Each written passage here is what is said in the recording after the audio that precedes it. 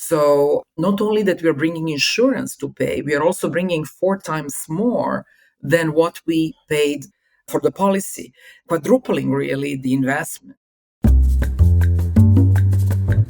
Welcome to Global Dispatches, a podcast for the foreign policy and global development communities and anyone who wants a deeper understanding of what is driving events in the world today. I'm your host, Mark Leon Goldberg. I am a veteran international affairs journalist and the editor of UN Dispatch. Enjoy the show.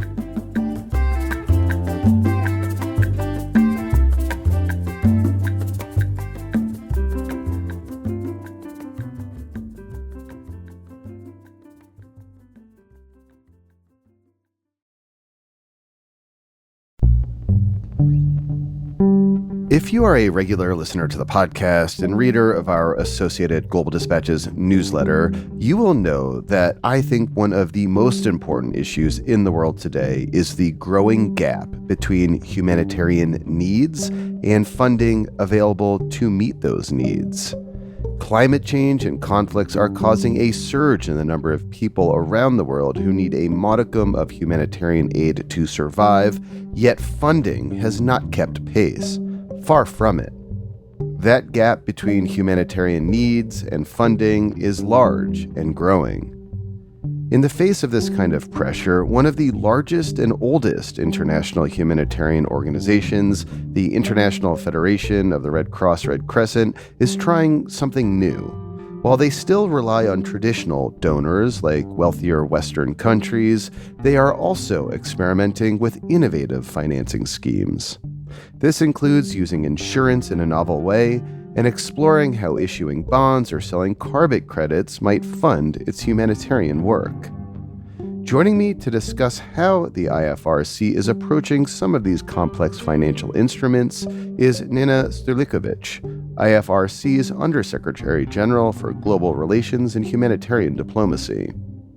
We kick off discussing why climate change is driving up the costs of humanitarian response and IFRC's new program to support climate-resilient communities.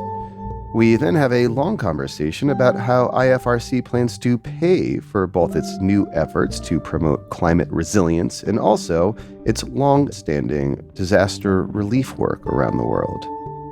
So these questions around innovative finance for humanitarianism and also for global development are just of a keen interest of mine. And of course, as regular listeners know, I do love shining a spotlight on solutions to some of these great global challenges and doing a bit of solutions journalism. So I think you will appreciate this episode. I know I did. Now, here is my conversation with Nina Sterlikovic, IFRC's Undersecretary General for Global Relations and Humanitarian Diplomacy.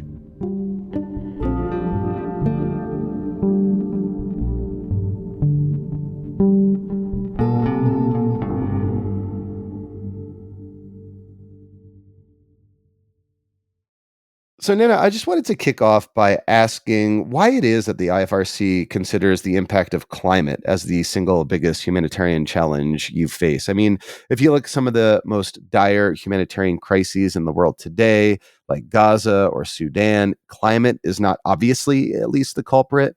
So why climate? We are a 100-year-old organization, and that gives us a lot of data and statistics on what have been sources of various crises around the world over the last 100 years. And I would say that the data is particularly, strong, reliable, and complete for the last 30 years. And based on that data, we now know that at least 65% of all disasters are caused by climate-related events.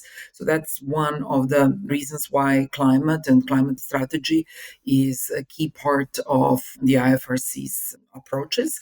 The second reason is it is cross-cutting. It cuts across all the other strategic priorities because people move due to climate events and climate disasters.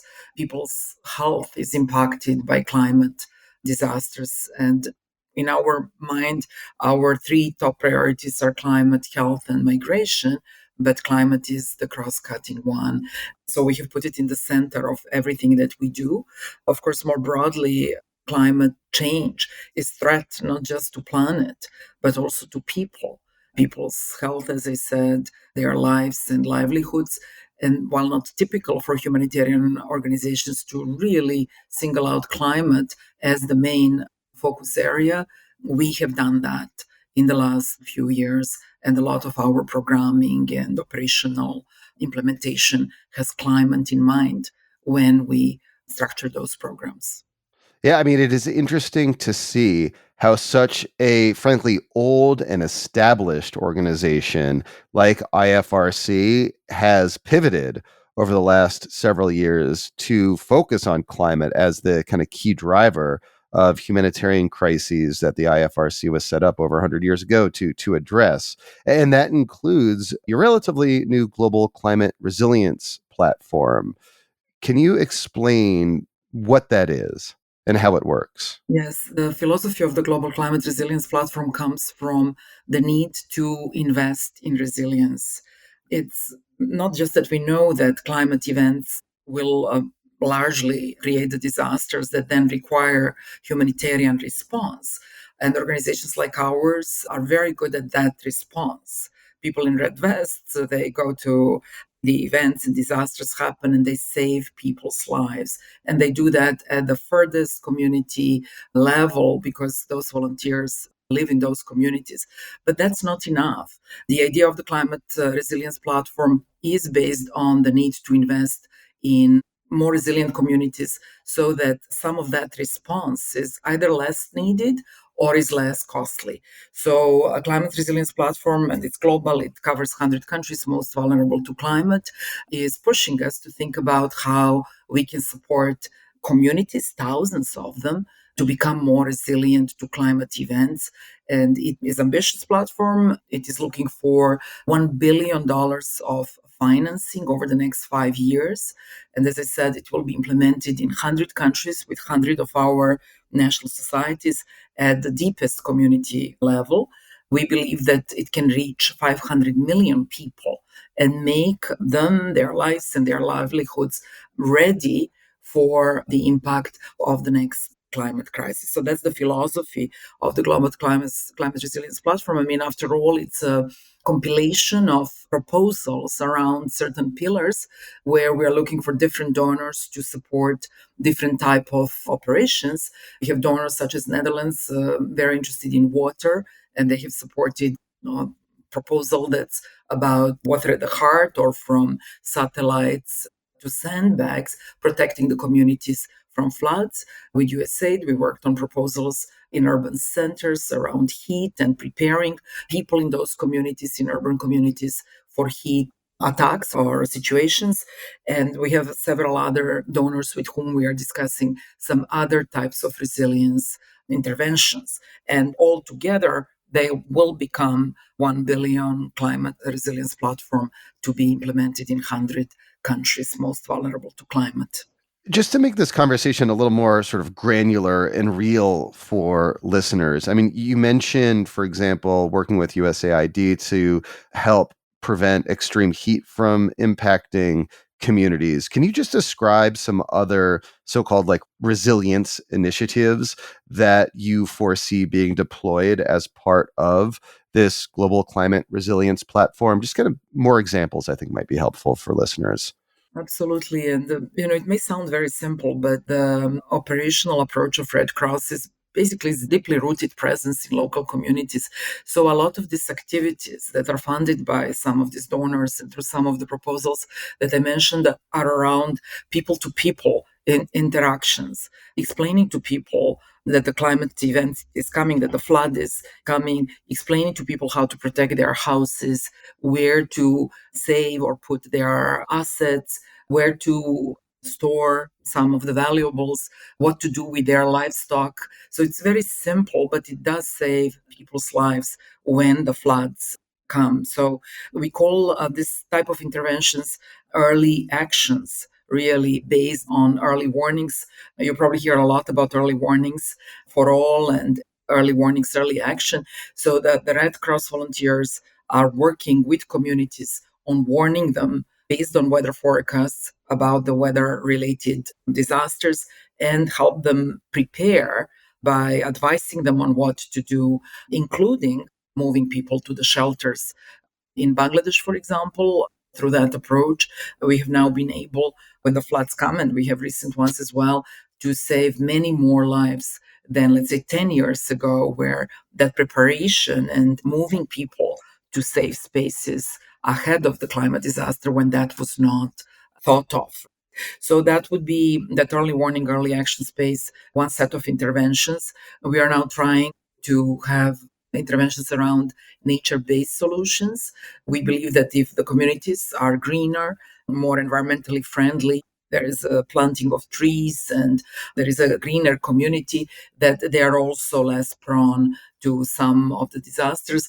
And the third set of interventions, and we are now developing proposals around them, would be that we actually can provide cash to people who could potentially be affected by those disasters.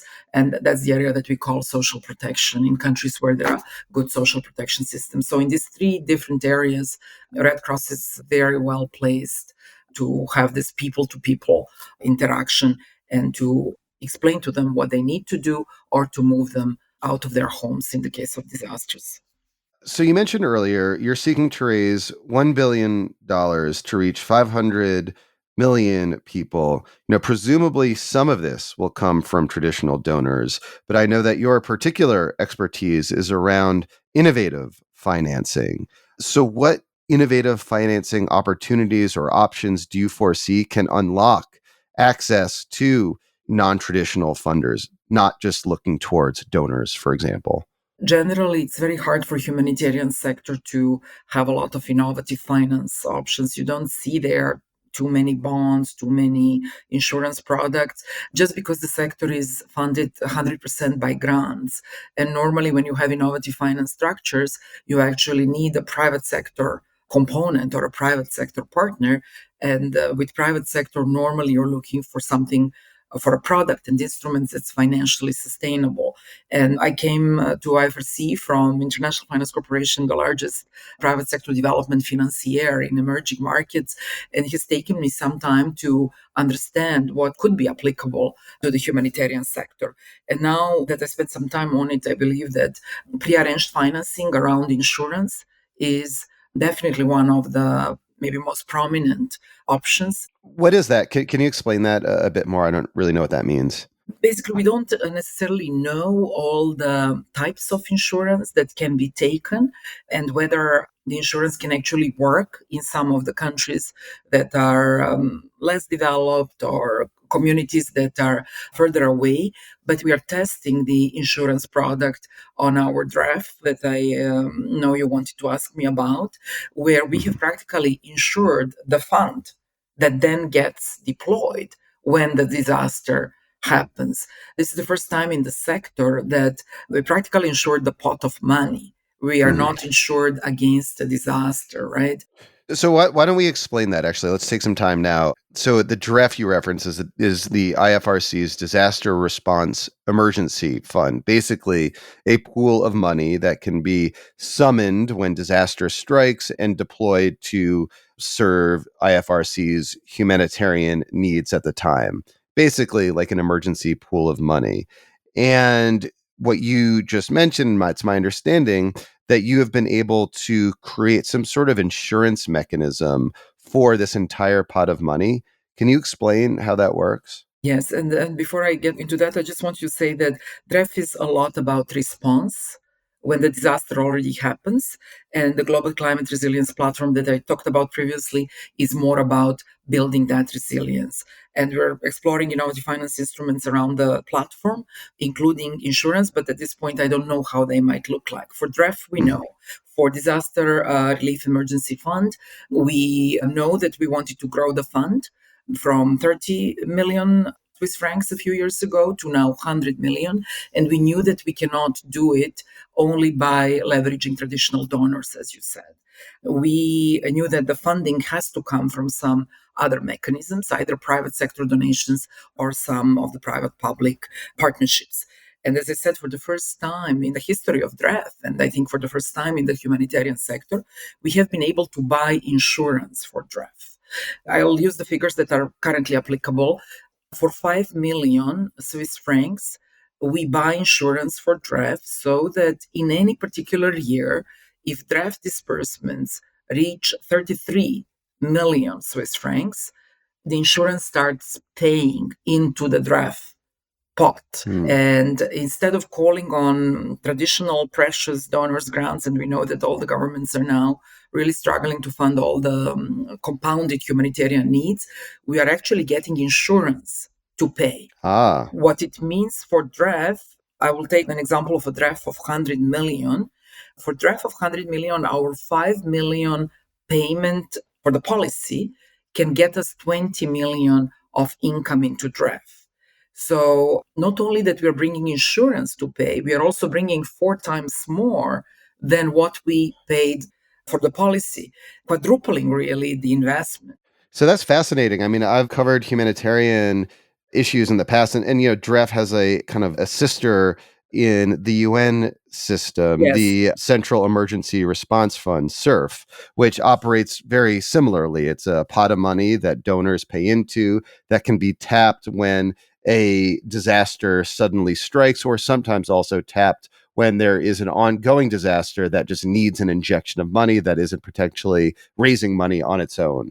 And so you're saying that with DREF, the IFRC is paying a 5 million Swiss francs a year on an insurance policy. And if DREF needs to spend X number of dollars, I think you said $33 million in any given year, then that insurance policy kicks in and you're able to recover at least 20 million Swiss francs. yes. So that's fascinating. Has the policy kicked in yet, or is it still new? We are so close. We are 2 million below the target. And with more recent floods and events, we expect that this 2 million will be disbursed from draft in a regular way.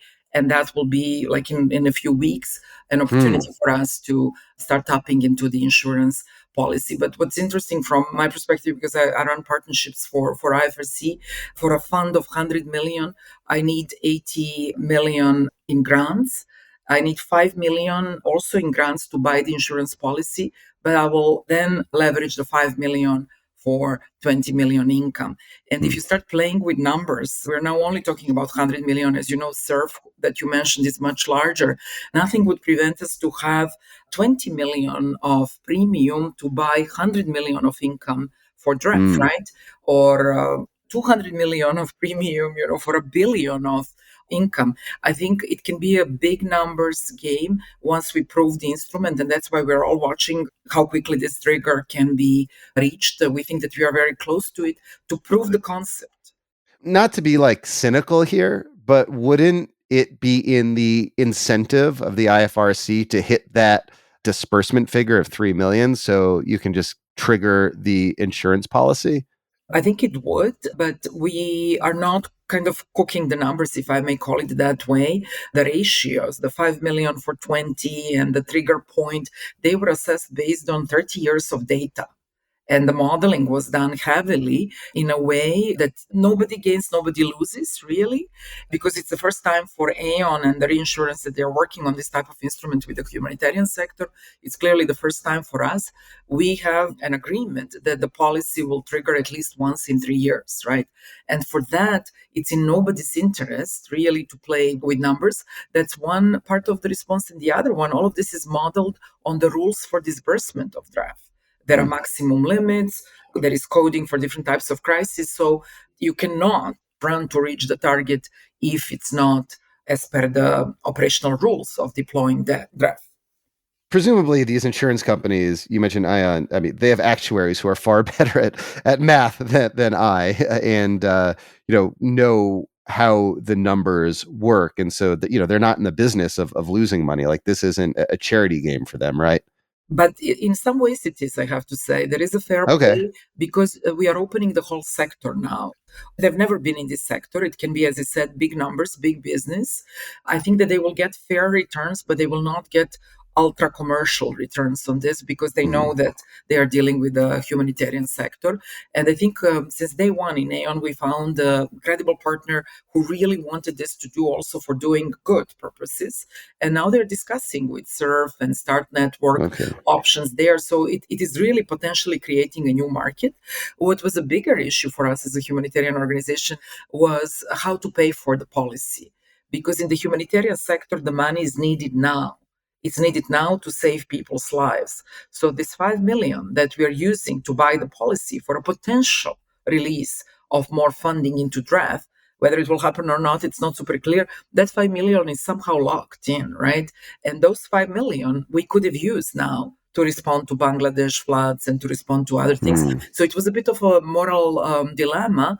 And we used the Center for Disaster Protection in the UK to do the value for money assessment because our donors who are now supporting us for the premium wanted to know that there is a value for this money because they had to explain to their taxpayers and why are they using that precious money for buying insurance policy versus putting it now into addressing immediately a humanitarian situation.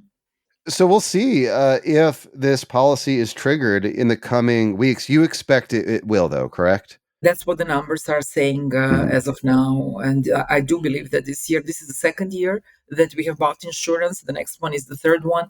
As I mentioned, our goal is not to call it every year, ideally not, but, to test the product, to trigger it at least once in 3 years. Mm. And this will be the year when I think this will happen. So this DREF insurance policy, it's separate from what we were discussing earlier, the Global Climate Resilience Platform, in which you're trying to raise $1 billion to support this platform. What other innovative financing options are you exploring to fund this resilience platform? It will be perhaps something around insurance again, but I don't have a product yet. So that's the continuation of discussions with Aon and Zurich Insurance and some other insurance companies. It could be something around the carbon credits because many of our programs, climate programs and climate resilience program could qualify for carbon credits. We just hired a consulting company that gave us a bit of an assessment on how this can work in the humanitarian sector, mapping a couple of countries that are under the platform. Again, I don't have a working product here, but that's our line of thinking. And there are some other innovative options related to perhaps bond issuance, guaranteed bonds, like what UNICEF did, for example, for children's bond, where they got a guarantee from the World Bank and then they got private sector to invest. So we're trying with all of them. None of them is easy. And so I'm really focusing on the ones that I think are most suitable for IFRC, but I'm sure that other organizations are exploring other options. Do you have like a timeline in which you're trying to raise money through these innovative mechanisms to fund the platform? The timeline for Climate Platform is 5 years, so I'm hoping that there could be at least another insurance product attached to it, and perhaps something related to carbon finance. So it's within the next 3 to 4 years because we're already in the implementation of the platform. I would expect something to be developed. I also wanted to say how hard it is. And again, if some of your listeners come from private sector and have some ideas, we need to co-create these solutions with private sector. We are not used to do this, and we also within our organizations we don't have the skills, we don't have structuring experts, so we need to buy those skills or to get them pro bono to be able to pursue any of these instruments. Just to give you a sense, the insurance product for draft, it took maybe 3 years to develop, and now it is taking second year really to trigger. So we're talking about a long game here. So, what's next then? Is there anything on your horizon you're particularly excited about in the field of innovative financing for humanitarianism? I personally would like to see better collaboration between development and humanitarian organizations. I think that we move sometimes in parallel, but rarely together. There are hundreds of billions in development organizations, like in my previous organization, the World Bank and the International Finance Corporation. And then humanitarian sector is constantly underfunded and 100%, as I said, funded by grants. So I'm looking, again, now having worked in both, I'm looking for links between the two. The money from those development banks goes to the government or to projects. We want that money to go to local communities where lives are lost and when the crisis or climate crisis occurs. So this is my big passion, and I put a lot of energy around it. And I think through that conversation and discussions and brainstormings, plus involving the private sector, I think we can actually come up with some products or structures that we're not yet deploying or we are not even aware of. So we'll keep trying, Mark. No, I'll have to leave it there. Thank you so much for your time. Listen, I love having conversations about innovative finance. To me, unlocking financing for humanitarianism and development and climate resistance and climate adaptation is like one of the key issues, if not the key issue in the world today. So I'm always interested in having these kinds of conversations. Thank you. Thank you very much, Mark.